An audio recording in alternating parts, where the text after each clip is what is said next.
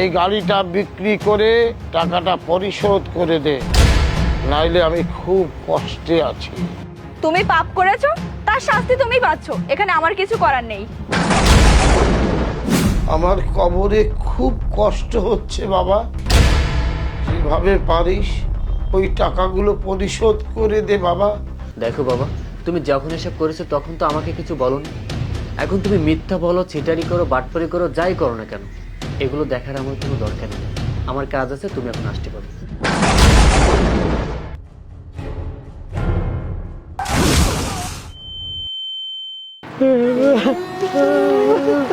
বাবা,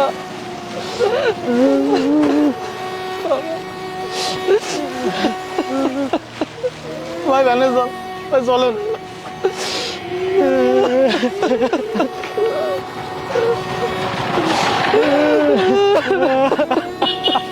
বাবা, বাবা,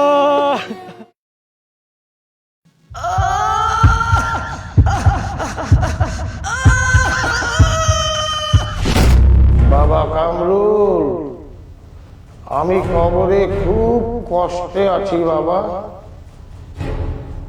তুই যে বাড়িটায় আছিস, এই বাড়িটা আমি সেলিম সাহেবের কাছ থেকে বাটপারি করে টাকা এনে তোকে করে দিয়েছিলাম। তুই যেভাবেই পারিস বাবা, এই বাড়িটা বিক্রি করে দিয়ে হলেও দেনাটা শোধ করে দে বাবা। আমি কবরে খুব কষ্টে আছি, আগুন জ্বলছে আমার কবরে বাবা। জি বলুন, আপনাকে আমি কিভাবে সাহায্য করতে পারি? আমি একটা ভাইয়ের থেকে আপনাদের কোম্পানির অনেক সুনাম শুনে তারপরে এখানে এসেছি।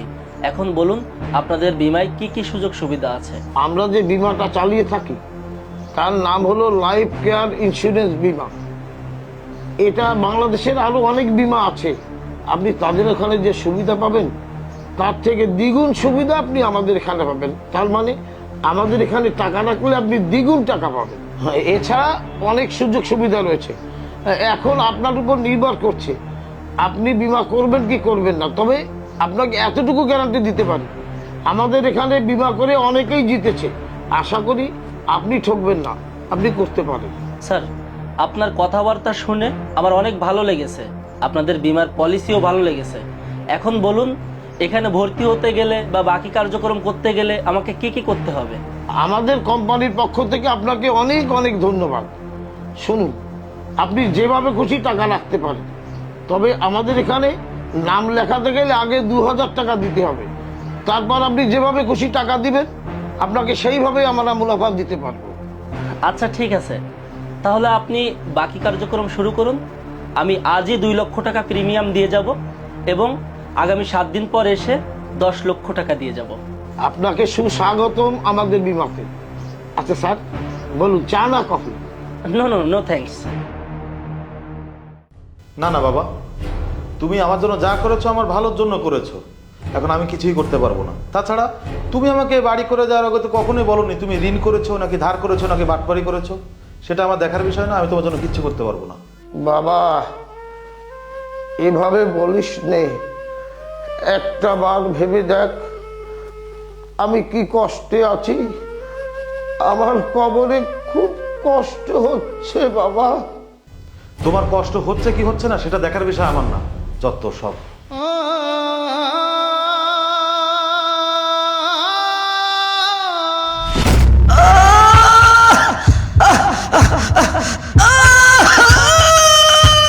বাবা রে, আমার কবরে খুব কষ্ট হচ্ছে বাবা। তোকে ব্যবসা করতে আমি যে টাকাগুলো দিয়েছিলাম সেগুলো রিয়াজ নামে এক লোকের কাছ থেকে বাটপারি করে এনেছিলাম।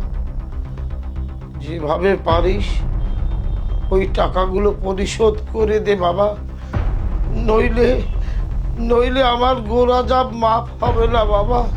আমি খুব কষ্টে আছি। আপনাকে আমি কিভাবে সাহায্য করতে পারি? আসলে আমি একটা বিজ্ঞাপন দেখে আমি আপনাদের এখানে এসেছি। আমার একটা পুরাতন বাড়ি আছে, সেটা আমি ভেঙে নতুন একটা বাড়ি করব। এখন আমি কিভাবে কি করতে পারি সেই ব্যাপারে আমাকে কিছু বলুন তো। আপনি আমাদের এখানে এসেছেন, এজন্য আপনাকে অনেক অনেক ধন্যবাদ।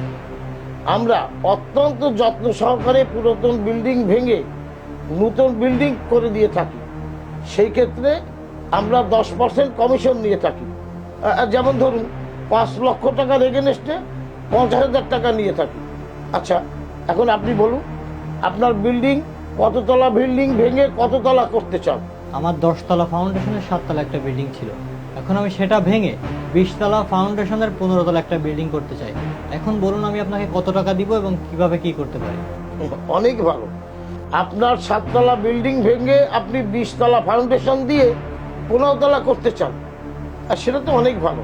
আচ্ছা শোনেন, সেই ক্ষেত্রে আপনি 10% হিসেবে যেটা আসে সেটাই দিয়ে দেবেন। আচ্ছা ঠিক আছে, আমি আপনাকে 1 কোটি টাকা দিয়ে যাচ্ছি, আপনি কাজ শুরু করে দিন। পরে কিভাবে কি করতে হবে আমি আপনার সাথে ফোনে যোগাযোগ করে নেব। ঠিক আছে, আপনি কোনো চিন্তা করবেন না। টাকাগুলো আপনি আমার ব্যাংক অ্যাকাউন্টে পাঠিয়ে দিন, আমি আমার ব্যাংক অ্যাকাউন্ট নাম্বার দিয়ে দিচ্ছি। আচ্ছা ঠিক আছে। না বাবা, তুমি আমার জন্য যেগুলো করেছো বাবা হিসেবে তোমার দায়িত্ব ছিল, আর এখন তো আমি এই টাকাগুলো ফিরিয়ে দিতে পারবো না। বাবা, আমার যে খুব কষ্ট হচ্ছে, আমি এ কষ্ট মেনে নিতে পারছি না। দেখো বাবা, তুমি যখন এসব করেছো তখন তো আমাকে কিছু বলোনি। এখন তুমি মিথ্যা বলো, চিটারি করো, বাটপারি করো, যাই করো না কেন, এগুলো দেখার আমার কোনো দরকারই নেই। আমার কাজ আছে, তুমি এখন আসতে পারো।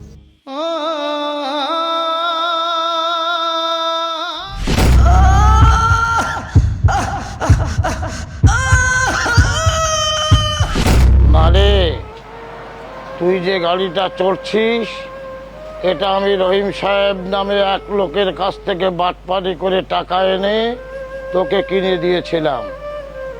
এখন তুই যেভাবেই পারিস এই গাড়িটা বিক্রি করে টাকাটা পরিশোধ করে দে, নাইলে আমি খুব কষ্টে আছি। দেখ তো মা, গাড়িটা কেমন হয়েছে? ওয়াও বাবা, বাবা আমি তোমাকে আমার জীবনের থেকে অনেক বেশি ভালোবাসি। তুমি আমাকে আমার পছন্দের গাড়িটা কিনে দিয়েছো।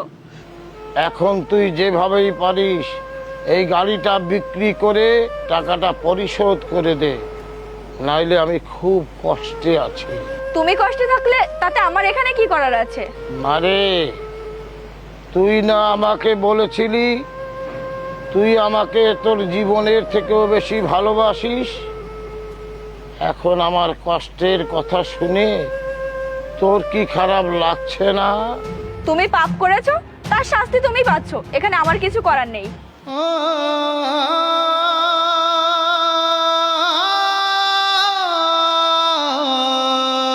আমি কাদের জন্য এত কিছু করেছি? আমি বেঁচে থাকতে ওরা আমাকে কত ভালোবাসতো, আর এখন আমি মরে গেছি, কেউ আমাকে স্মরণ করে না। অথচ আমি বাটপারি করে, লোককে ঠকিয়ে, লোকের ক্ষতি করে ওদের আমি সব কিছু করে দিয়েছি। এখন আমার এই দুর্দশা, হায় রে, হায় রে পোড়া কপাল আমার, হায় রে।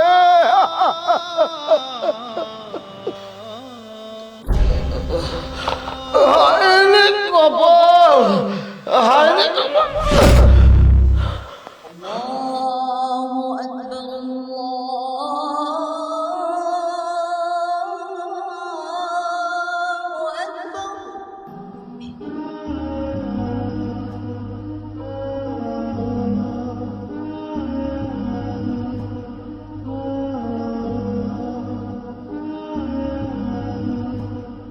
বাবা কামরুল, আরিফ, মাসুতি, তোরা একটু বাইরে আয়।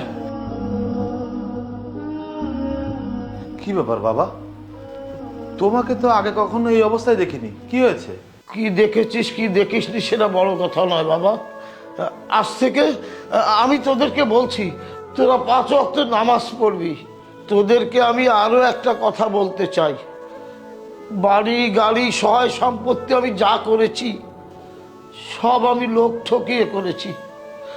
আমি চাই আগামী 1 সপ্তাহের মধ্যে এসব বিক্রি করে তাদের দেনা থেকে মুক্ত হতে, তাই না হলে আমি শান্তি পাবো না বাবা, মনেও শান্তি পাবো না। বাবা তুমি এসব কি বলছো? হ্যাঁ রে বাবা, আমি অনেক বড় ভুল করেছি। মানুষের টাকা আত্মসাৎ করে বাড়ি গাড়ি অর্থ সম্পত্তি যা করেছি এসব কিছুই সাথে যাবে না রে বাবা। শুধু শুধু পুণ্য ছাড়া আর কিছু যাবে না। যে ঋণ আমি করেছি, একটি পয়সাও যদি ঋণ নিয়ে আমি কবরে যাই, সেই কবরে শাস্তি ছাড়া আর কিছুই হবে না রে বাবা। আমি যে কত বড় ভুল করেছি, পাপ করেছি, সেটা এখন আমি বুঝতে পারছি। তাই আমি তোদেরকে আমার এই পাপের সাথে সামিল করতে চাই না। আমার অর্থ সম্পদ যেখানে যা কিছু আছে সব বিক্রি করে আগে আমি যাদেরকে ঠকিয়ে টাকা নিয়েছিলাম তাদের দেনা পরিশোধ করব। তারপর যদি কিছু থাকে তা দিয়ে আমি আমার ব্যবসা শুরু করব। তোর আমার সন্তান হয়ে কি আমাকে সহযোগিতা করবি না বাবা? বাবা তুমি কান্না করো না, আমরা সবাই তোমার সাথে আছি। আর ভাইয়া চলো বাবাকে নিয়ে আমরা নামাজ পড়ে নিই। আর বোন তুইও ঘরে যেয়ে নামাজ পড়ে নে। আচ্ছা ঠিক আছে ভাইয়া। বাবা চলো।